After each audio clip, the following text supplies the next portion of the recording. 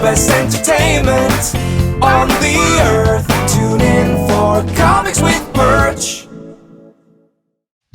Hey everybody, this is Perch. Coming out of Comics Pro, one more bit of news that kind of slipped under the radar a little bit, although images of the cover started circulating and generated a WTF kind of response from a number of people, is the announcement of a 5-issue limited series, Iron Cat. Iron Cat is from the creative team of Jed Mackay and Perez, and it is basically continuing on some storylines from Black Cat, number 11, where Black Cat gets an Iron Man-like armor called the Iron Cat, and she goes on a bit of an adventure, and then she has to give it back to Tony, and that's kind of the conclusion of that storyline.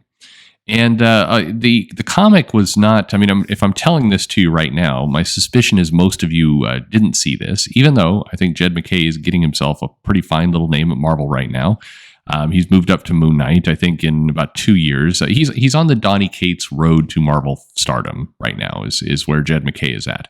Got a lot of good fan interest. People are starting to bank on the fact that he can write a good series. And I think this comic, if you liked Black Cat, will probably be just like that, but more. And people did like Black Cat. It sold pretty well. He's teasing this idea of, heist and chase, and Felicia meets Tony, and kind of that interplay between the two as that could be a pretty interesting dynamic to put out in the comic, and I'm sure it will.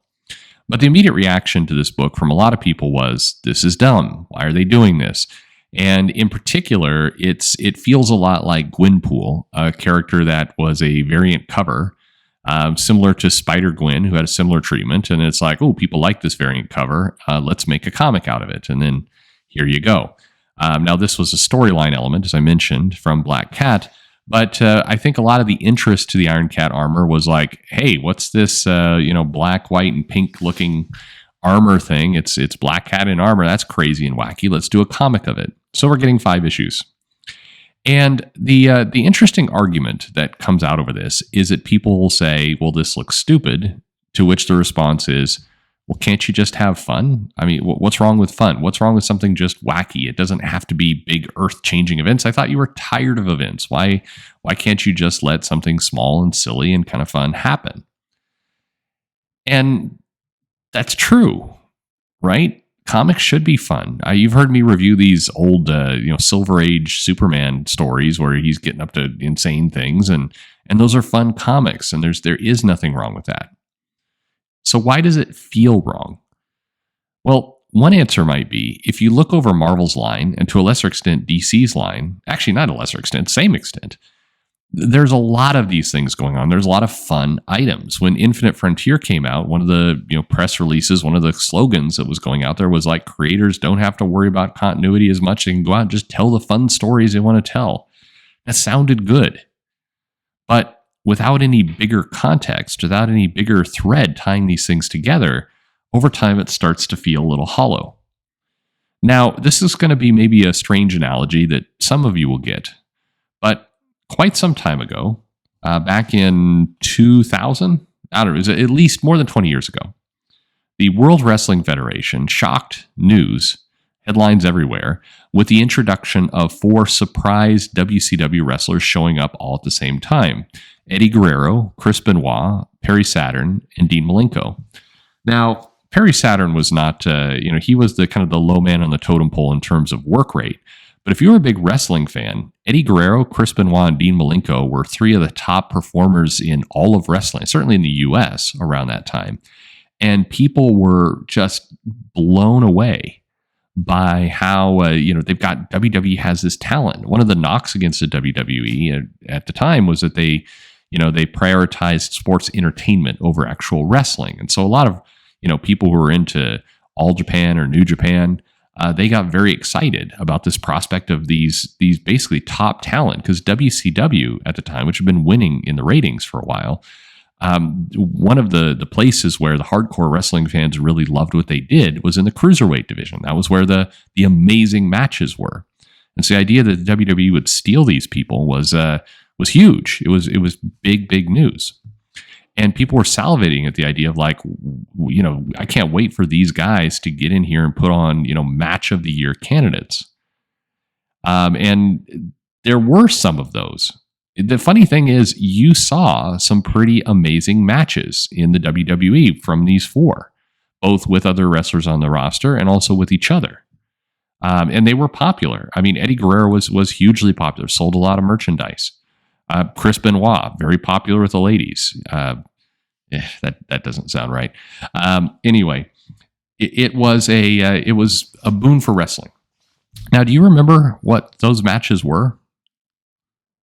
I'm serious. I now this may test you if you're a big wrestling fan, but do you remember these matches? These amazing matches. I mean, some of the best performers in the world. Benoit regularly put on Match of the Year candidates. So did Eddie Guerrero. Dean Malenko was no slouch, master of submission, great wrestler.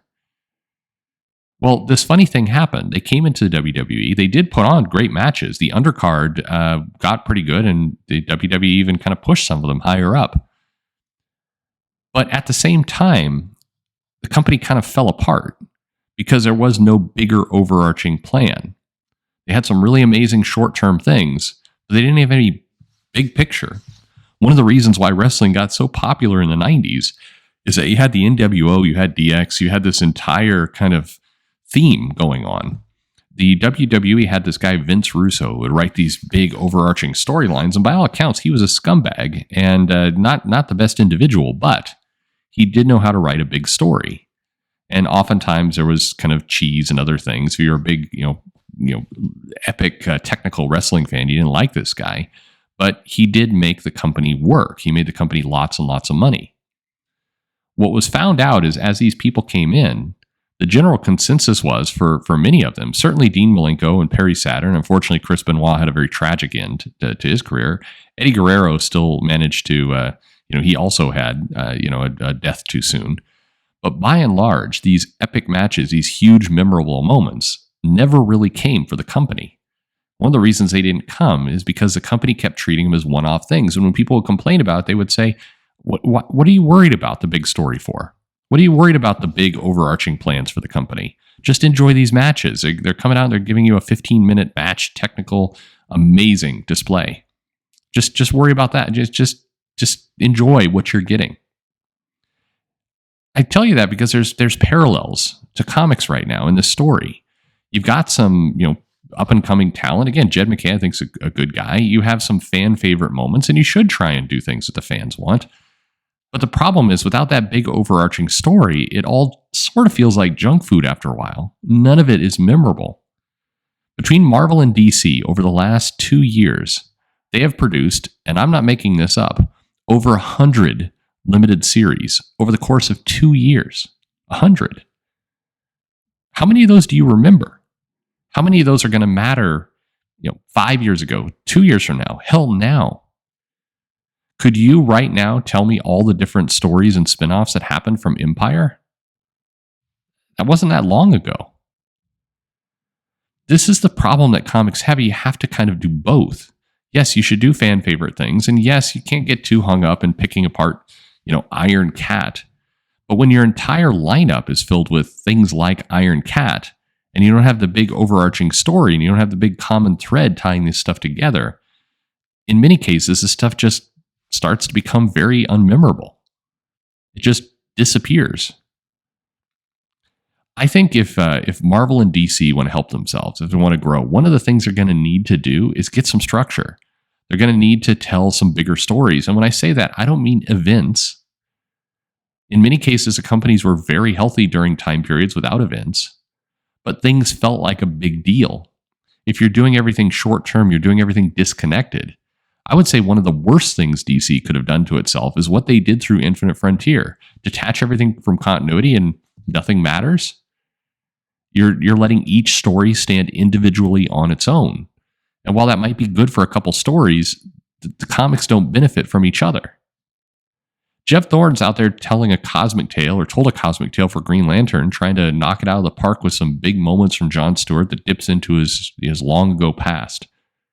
Whether you like that story or you didn't like that story, who utilized that story? Did any of it come to play in Justice League? I mean, there was major cosmic things going on. Who was tied into it? Shouldn't somebody have been tied into it? Feels like it. Wonder Woman goes on this trip through the afterlife. Shouldn't there have been some consequences somewhere else? This is a problem with comics right now, is that everything's in its own little world. And when you complain about it, people will say, just shut up, enjoy it. Why you got to pick up everything apart? Just enjoy it. Well, to be clear, I'm not picking apart those stories. I'm picking apart the big plan because it doesn't feel like there is one. And yeah, you can tell me we're marching forward to another crisis or marching forward to Avengers, X-Men, Eternals, but the events feel like popcorn too. There's got to be some bigger world tying it together. I think that comics and wrestling actually have a lot of parallels. When they are successful, they tend to do the same kind of things. When they're not successful, they just put out a bunch of random matches. They push Roman Reigns to the top of the card. They're like, well, you'll like this because we're telling you to like it. Doesn't work. Doesn't mean that there's still not some good matches on the card. Doesn't mean that Sasha Banks can't come out there and do a hell of a job as a women's champion. But the bigger story feels hollow.